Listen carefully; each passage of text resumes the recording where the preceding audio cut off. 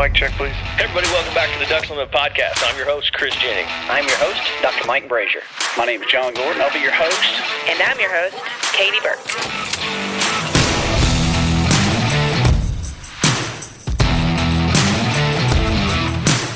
Welcome to the Ducks Unlimited podcast, the only podcast about all things waterfowl.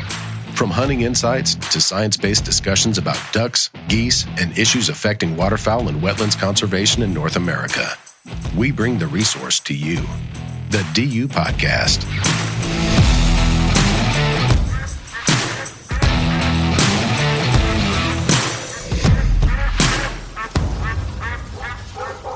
Hey everybody, welcome back to the Ducks Unlimited podcast. I'm your host, Chris Jennings. Joining us once again today is John Pollmann, a returning guest. He's a contributing freelance writer for the magazine, for ducks.org. He does the migration alerts and multiple DU podcasts every season. John, welcome back to the show. Hey, thanks, Chris. Great to be back. Love talking ducks with you. Yeah, and I'm excited. You know, the duck numbers were recently released, so we're all getting a little antsy around here. You know, everyone's talking ducks, and I think this is a great opportunity to really, you know, bring you on the show because, you know, you're up there, you live in South Dakota, and just kind of anecdotally, you know, what you've been seeing when you've been out camping this summer or whatever, kind of give us a rundown of what the habitat conditions look like in South Dakota in your area. Sure. Well, you know, kind of based on the survey that came out to BPOP here recently, you know, things are mixed across the Prairie Pothole region. South Dakota is really a prime example of that. We have some areas that are extremely dry, but if you get up in the northeast corner of the state, basically north of Highway 14, which is what runs through Brookings, so that those northeast counties, they've had good precipitation. I'd say probably a lot of landowners up there would say they probably had maybe too much rain this summer, spring and summer, quite a bit of water standing in areas. And that's where the duck production in South Dakota has been the best this year, obviously. And just from my travels up in there over the past couple of months, even just here quite recently, you know, seeing good duck numbers. You know, mallards, lots of wood ducks, and blue-winged teal as well. You know, and broods that are ranging from birds that I'm sure that are flying around already to just some little scrappers, some little ducklings here this last week that I saw. So I know there's some re-nesting going on, but it's encouraging. And I know in the BPOP, the blue-winged teal numbers in particular are one of the big bright spots, you know, still above the 2019 numbers and considerably above the long-term average numbers as well. So should be good opportunities for folks across the flyways to shoot some blue wings this fall, and they sure are a fun bird to hunt. Yeah, no, absolutely. And that's why I brought you on here to just kind of talk about some blue wing hunting. Now, you end up getting to shoot at blue wings probably, you know, even when your regular season kicks off. You guys still have some hanging around up there, don't you? Oh, absolutely. Yeah. So South Dakota, we don't have a early teal season like some states do to our south. I guess Minnesota does as well. But we are able to, we still have blue wings around though when our season kicks off, which is usually late September. Mm-hmm. And for the first 16 days of the season, we get to shoot 2 additional teal. That's something that our waterfowl managers have arranged with U.S. Fish and Wildlife Service, that since we don't have that early season, that we can take an additional 2 blue wings for the first couple weeks of the season. So you could, in theory, go out and shoot 8 blue wings. You know, for at the beginning of our season. I know folks that have done it. I have not myself. You know, they're usually just kind of a duck that kind of comes along when you're hunting a pothole setup. But I know there are folks that target them specifically, that find those places that blue wings love to hang out, and will go out and try to bang out a limit of 8 blue wings early in the year. So they'll typically hang out around here until you know, we get a first real cold snap. They'll head south. Yeah. I'm sure mid-August is when we probably first start losing the birds. We get a good full moon, a clear night, a little breeze out of the north, and they start to bugger out down to Missouri, Nebraska, and even further south down Arkansas, Louisiana, stuff like that. So, but there still are some that'll hang out here into October, and I love to shoot them, love to eat them. They're a fun bird, fun to call at. They decoy well. They're just all around just a great duck. Yeah, and I think that's good, kind of eye-opening for some of our listeners, maybe who are in the southern states, Texas, Louisiana, Arkansas, where these guys are pretty avid about their teal hunting this early season, and they really take advantage of large numbers of birds that get down there. But what's fascinating about them is that these birds are also still in South Dakota and North Dakota. Yeah. Dr. Scott Stevens, who joins us on the podcast pretty regularly, he targets teal, up in Canada, for the first few weeks of September anyway. And so it's just cool that these birds are covering such a large landscape that so many different hunters get to take a shot at them. And that's kind of what I brought you on the show here today. You had written a piece several years back, I think, and something for the website, and I think we ran it in the magazine as well, in our mixed bag section, that is really all about shooting tips for blue-winged teal. And the reason why we do this is because it's a smaller bird. They can be kind of confusing with the acrobatics. You get in and out in a hurry in the decoys if you're not paying attention. Typically it's low light. You're right at the crack of dawn, right at first shooting time, you've got a flock of blue-wings buzzing in. There's so many different things that make these birds difficult to shoot. And I wanted to get you on here to kind of talk about some of the different techniques and tactics that you outlined in this article. Yeah, absolutely. And you hit the nail on the head. They are a tough bird to shoot, and that's kind of one of the first big tips is when you've got a flock of blue-wings that just rocket in the decoys early morning, like you said, low light. It's easy to rush your shot. It's easy just to kind of bring the gun to your shoulder and just shoot into the flock. And one of the tips that I received and putting together this article was picking that one bird, and that's something that we should do with every shooting opportunity that we have when we're dealing with birds that are flocked up, but especially these blue-wings. Is don't rush your shot, don't just shoot into the flock. Isolate one bird in your eye, keep your eye on that bird, and focus on that bird. Pull the trigger and then shift to another one. But that's one of the biggest things you can do for success is, again, focus on one bird. Yeah, and I've had that same conversation with Phil Bergeli many times, and it wasn't just blue-wings, where you're talking about, a flock comes in, and it's so easy. And I see a lot of younger hunters do it quite often because, the excitement of calling the shot, big flock comes in, birds are going every direction, and people just sit up and it's just like boom, boom, boom, and nothing falls, and they can't understand why they didn't hit anything. They just didn't pick that one bird. And that's, the basic fundamentals of shotgunning really is, seeing the target clearly. And as soon as you don't do that, you're in big trouble, especially with blue-wings. Absolutely. And it's something honestly that, as a hunter, when I'm seeing those birds work the decoys, and obviously blue-wings, they can surprise you. They can come out of the blue over your left shoulder and all of a sudden they're in the decoys. But if I've got a chance to watch that flock as they're working the decoys, I'm finding that one bird before I even bring my shotgun up to my shoulder. I'm finding that bird, I'm locking in on it and keeping my eyes on that bird until I'm ready to fire. And that seems to help. And then again, that's something I do whether I'm shooting mallards in the field or blue-wings over a pothole. Watching those birds on the approach, picking out that one that you want to shoot, and staying focused on that one until you raise up to shoot. Yeah, and that kind of leads into kind of the next tip where you're maintaining that focus. And you mentioned this in the article where having the focus on that target is just as important as picking out that target, but staying with that target.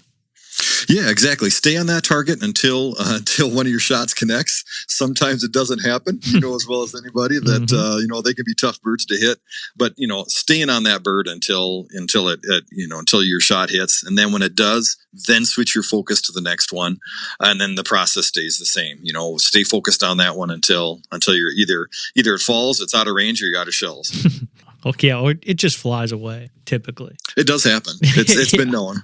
I think you and I did that didn't we? We were on a hunt in South Louisiana this was 10 years ago. And I remember we shot pretty well. Then we had one instance where there was like 4 or 5 birds came right in the decoys and we shot, and Miller was like, oh, yeah, I didn't even see them. I'm trying to make an excuse real quick. That's exactly right. Well, duck hunters are good at excuses, so it's in our blood. So, the next thing you mention in here is, it's kind of an interesting tip, and this is one thing that jumped out to me with this article, is the 4 Bs. Kind of explain what the 4 Bs is. Sure. So for the article, I spoke with a gentleman I named Mark Stevens. Mark is a Minnesota hunter. He's got 50 plus seasons of duck hunting and under his belt. And then he's also a certified shotgun coach. He's a certified shotgun instructor. And the 4 B's for him, and I think it's a great little tip, is the way he puts it is butt, belly, bill, bang. Keeping that focus on that bird and swinging through that bird and keeping your barrel moving. So, you imagine the front bead on your shotgun barrel. It's at the butt, it's at the belly, it's at the bill, and then you squeeze the trigger, bang. And it's something that ever since I talked with Mark about this article, it's something that I've put to practice, whether I'm duck hunting or pheasant hunting up here in South Dakota. It's just a good way, something good to keep in the back of your mind as you're shooting. Again, it's about keeping that barrel moving. I think so many duck hunters, and myself included, a lot of us never took instruction on shooting. We just kind of grew up. We got a shotgun in our hands, and your dad or your brother or uncle or whoever kind of gave you tips on what to do. But to actually get I think we all would probably benefit from some real instruction from people that know what they're doing. And Mark is one of those guys. And again, it's keeping that barrel moving is really important. And his saying butt, belly, bill, bang, it's worked for me. Yeah, and that's, it all just continues to go back to the fundamentals with most of this stuff. But that's a good point that you bring up. Having an actual instructor, work with you on these things. And one of the most difficult, from my perspective, the thing that people have trouble with, I guess, is that decoying flock of teal. Not only you're confusing with multiple birds, they're acrobatic, whatever, but there's not a whole lot of shots, especially in trap and skeet, and especially, but even in sporting clays where the birds are coming at you, almost directly at you. And so that's a shot for that. Even if you do practice or shoot regularly, that decoying bird shot is still difficult for people because they don't see it all the time. Do you kind of see that as well? Yeah, absolutely. Absolutely. And again, I think, something we mentioned already is just the surprise aspect on these birds too. That they can, skies can be out in front of you, can be birdless. There's not a duck to be seen. And then all of a sudden, boom, there's 25 Bluewings over your decoy spread. And again, maintaining your composure, keeping your barrel moving, singling out that one bird. It's hard to replicate that on a skeet range or a sporting clays range. It doesn't hurt to practice, but it's really hard to replicate that. And so it's one of those things where don't be afraid if you do miss some out in the field. It happens to everybody. But try to keep some of these tips in the back of your head again, like we mentioned. Something Mark mentioned too is that teal. We kind of have this idea that they are super, super fast flying birds. That they are, and they do arrive really quickly. It kind of seems they come out of nowhere. But in terms of actual flight speed, they're not one of the faster flying birds. It's just their movements in the air that it kind of give them the illusion of flying faster. And so, like Mark said, a clay target when you're out on the range moves somewhere like at 40 plus miles an hour. If you can break those clays out on the range, you can catch up with the teal over the decoys. And so it's again, like he said, practice in the off season, get out there. You can't replicate it exactly, but if you get practicing, moving that barrel, getting in front of the target, keeping your focus on the target, and then it does translate into success in the field. Yeah. And like one of the most frustrating things, especially for me when I was younger, growing up in Indiana, we had a short little teal season, and I think back then the limit was only like 2 or 3 birds. And we would get in Indiana is not necessarily a great teal spot. I mean, tons of people shoot teal there, but it's almost like a transition area where these birds are migrating through, and you have to be, on the X they're passing through because they're probably stopping for a quick bite to eat and taking off and moving further south. So it's almost kind of one of those deals where you have to get lucky. When they are there, you have to be there. But doing all that work and getting up early and getting out there, your opportunities are limited anyway. And I remember, several instances where, me and a couple of my buddies were sitting there and we're not paying attention, and, a flock of 25 Bluewings comes in, lands in the decoys and flies out real quick. And we're all like, we didn't even get a shot. And then we don't see another bird for the rest of the day. So, that kind of leads into, this, what you're talking about is, being ready, to shoot. But one of those, not just ready to shoot, I think stressing the importance of being ready for the birds to come in. Every season that happens at least once. Yeah, absolutely. Yep. Happens to everybody.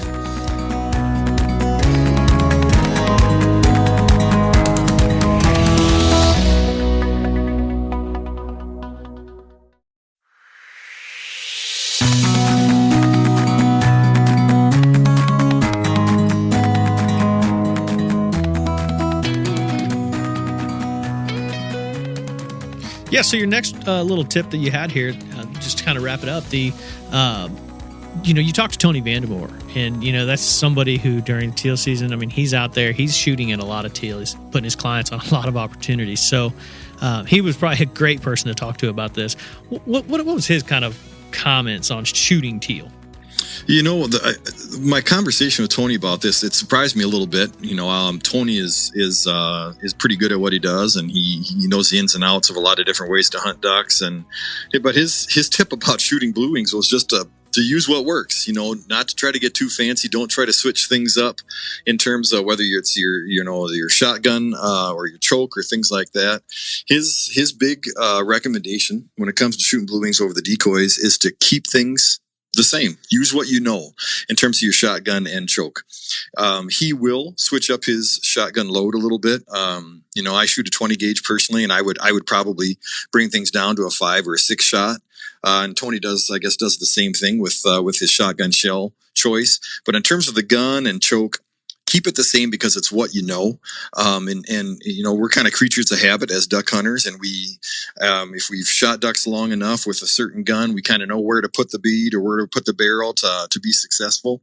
And that was kind of just his one big thing was, you introduce a new gun or a new choke, and then all of a sudden you're switching out chokes because things aren't working. Keep it the same. If you know what works, stick with it, and that's going to give you your best chances for success. Yeah, you said, just the creatures of habit type thing that duck hunters are that, but they're also gear junkies who like to change their guns randomly. I've seen this happen several times, and I've been guilty of it before. Like, I'm going to use this 20 gauge this morning, and normally I'm shooting a 12, and it all just goes downhill. So, keep that in mind. It's probably best if you don't switch it up. Yeah. Or if you do want to do something different, practice with it in the off season, when you're shooting clays or whatever. But if you've got a combination that works for you, don't switch it up in September just because you're shooting a smaller target. Keep it the same. If you want to go down on the shot size to something a little bit smaller, go for it. So you got more BBs in your pattern. But other than that, keep it the same. Yeah. Use what works. Absolutely. Now, for you personally, when you were hunting potholes up there late September and you're still seeing some Bluewings, you're not going down a shot size, because you're hunting mallards as well.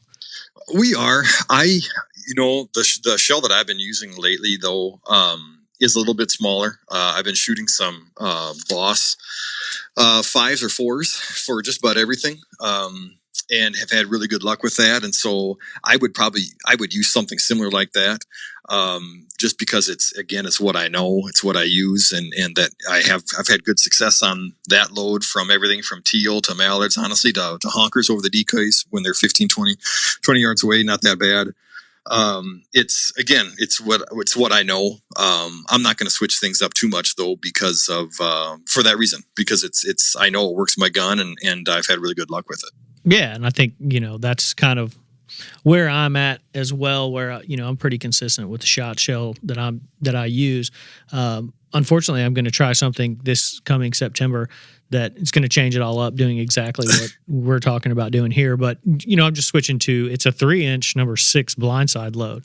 Nice. So that's interesting. So I'm taking a case of those down to Louisiana here in a few weeks and check it out and see how those pattern and then take them down there and get them out in the marsh and see how we can knock them down with that. So that's exciting for me just to have a load that I've never shot before too. So kind of looking forward to that. And I really think, with some of these closer, maybe even timber hunts, you can go up a little bit even when hunting those big mallards. Absolutely. If these loads perform like I'm expecting them to do, it'd be nice to, have that in my back pocket come regular duck season. Absolutely. While we're talking too about what to bring to the field, what you're going to use on the hunt, I don't think there's, there are tons of great decoys out there, teal specific decoys. Here in South Dakota, we never see Bluewings all dressed out, in their breeding plumage. They're pretty brown. They're, just brown ducks when they're up here. If you've got teal decoys, use them. Great. They're lighter, probably easier to work with, easier to get in and out of the field. But don't be afraid if all you have are, your standard mallard decoys or something like that. Add motion with a spinner or a jerk string. They make Bluewing teal calls. If you want to blow one, I just choke down on a mallard call and use it that way to kind of create that squeaky 5-note quack that they give. But, again, use what you have. You don't have to get anything too specific for these birds. Chances are if you're in a good spot, you've seen, teal in that area before, you got your decoys out, you got add some motion, add some calling. Chances are you're going to probably have some pretty good luck. Yeah, that's a good point. It was just some of the gear that people use. Do you have let's try and brainstorm some things. I know one thing that I never go teal hunting without, especially traveling down to Louisiana or Texas, a thermocell. It's a must. Oh, sure. I mean, in that September season, it's still 83 degrees at sunrise half the time. And so, those mosquitoes, sometimes you're in a pit, sometimes you're in a boat, sometimes you're just sitting in the marsh. The thermocell is probably my number one. I'd forget ammo before I'd forget the thermocell just because you get just chewed up down there. But anything else you can think of that comes to mind?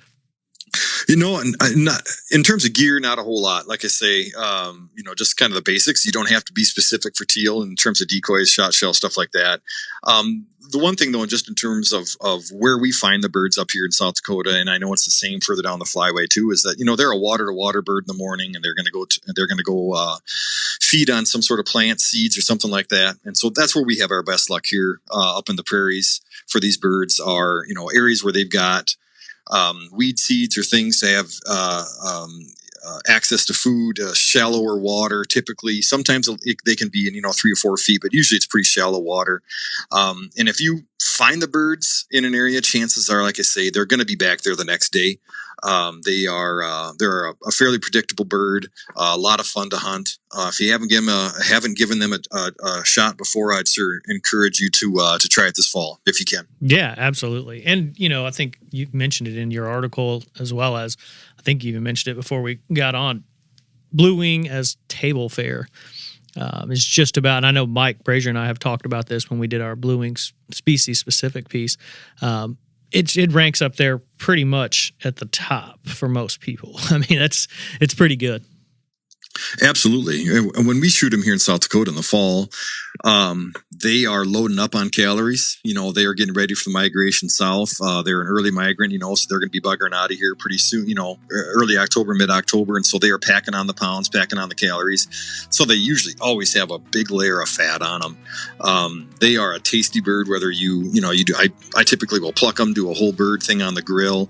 I know one of Tony's favorite recipes is to breast them out and to do some kind of Philly cheesesteak style sandwiches with them with some provolone cheese and sauteed peppers and onions, things like that. Just a quick sear on the duck breast. They're a tasty bird. They really are.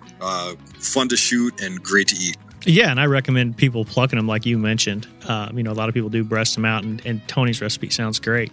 But there's a lot of people who breast them out and they've never had like that whole bird. And I think teal's one of those great opportunities because mainly they're smaller and it doesn't take nearly as long to pluck them. No.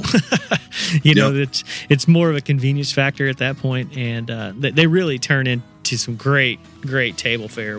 If you do a little bit of research and really learn how to cook them whole like that, it makes an awesome meal. Yep, absolutely. Well, cool, John. This has been fantastic. I appreciate you joining me today, and I know I'll have you on here multiple times throughout the season. But any parting advice for any of those teal hunters out there who are going to start getting after them here very soon?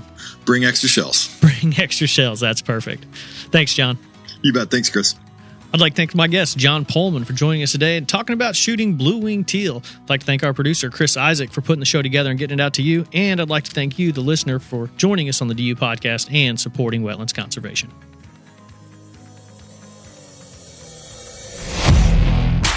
Thank you for listening to this episode of the DU podcast.